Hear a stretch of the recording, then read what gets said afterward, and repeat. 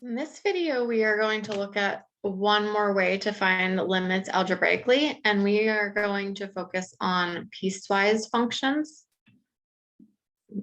So this is an example of a piecewise function. We have usually two or more expressions and a domain for each one, and that represents our piecewise function. So in this case, f of x is equal to x squared minus 2 if x is greater than or equal to 2, and f of x is equal to 2x minus 2 if x is less than 2.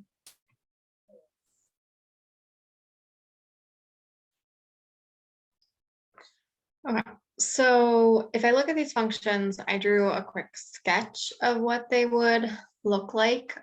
So we have 2x minus 2 and x is less than 2. So this is this linear function, and you would have x squared minus 2 when x is greater than or equal to 2. And that would be that quadratic. So we want to find these limits to do with it. And so the first one is the limit as x approaches 3 of f of x, and you need to pay attention to the domain. So x is 3, we want close to 3. That means we're looking at when x is greater than or equal to 2. And if I look here, 3, it would be on this like quadratic portion of the function. So for this one, we can just plug it into this upper function because it is where x is greater than or equal to 2, which includes when x is 3. So we would just plug in 3 squared minus 2, which is 9 minus 2, which is 7. And you can see it on the graph at 3, it's supposed to be up here at 7. So for f of x, the limit as x approaches 0 for f of x, we're looking at the domain when x is 0. And so that's when x is less than 2. And so it would be this function. So we would really be finding the limit as x approaches 0 of 2x minus 2.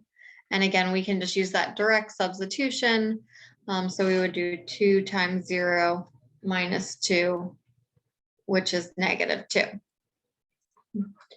The issue becomes when we can't do necessarily the quick direct substitution is when we're finding the limit when x approaches the value in the domain where the function is changing. So in this case, when x is 2, we can't just do quick direct substitution into one piece of these because we need to know the limit from the left and from the right. And if you look at the picture, you can see like the limit from the left is on this bottom function, this linear function, 2x minus 2, as we come to 2. And the limit from the right is we're using this quadratic.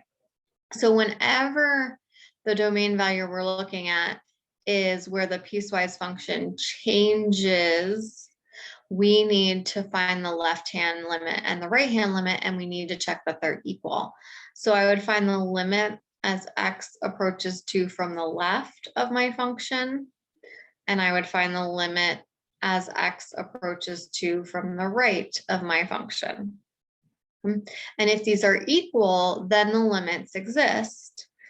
If they're not equal, then the limit does not exist. And you only have to do from the left and from the right, again, when we're looking at the limit as x approaches the x value where we're switching functions. So from the left, that means we're coming from the left, which means we're coming from values that are smaller than 2. So we need to use the side where x is less than 2 because we would look at like 1 and 1.5 and 1.99, which are all less than 2. So I'm going to take the limit as x approaches 2 from the left of 2x minus 2. And now I can do direct substitution. So for this one, move this. This would equal 2 times 2 minus 2, which is 4 minus 2, which is 2. And that's my limit from the left. If I'm doing the limit from the right,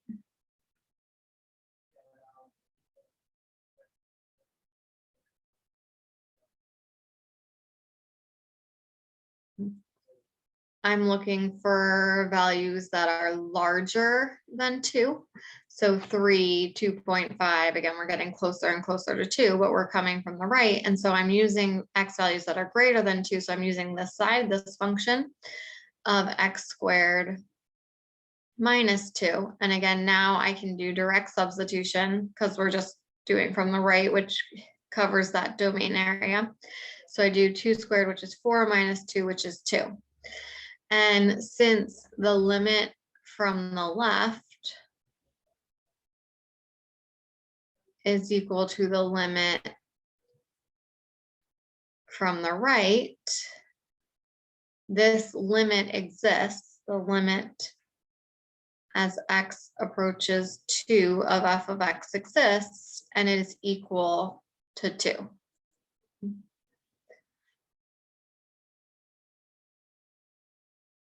So that's a piecewise function when we're looking at this domain value where we're switching functions. And then the last part of this question is f of 2. So f of 2 is saying find the y value when x is 2. And again, we need to look at our domain and find when x is 2. So x is equal to 2 here on this top part of the function, which is x squared minus 2. So for this, I would plug in 2 squared minus 2, and then I would get 4 minus 2, which is equal to 2.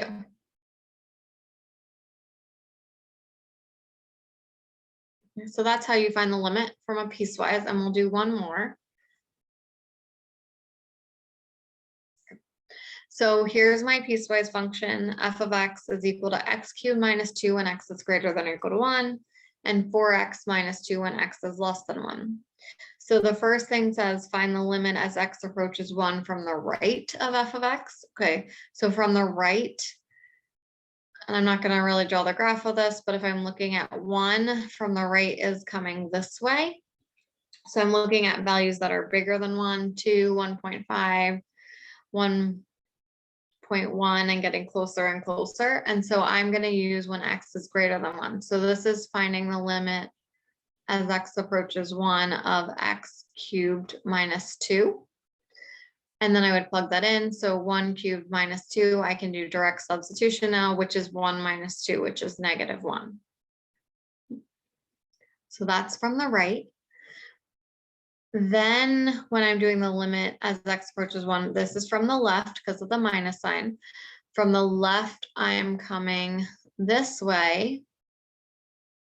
And so I'm coming from values that are smaller than 1, 0, 0.5, 0.75, 0.9.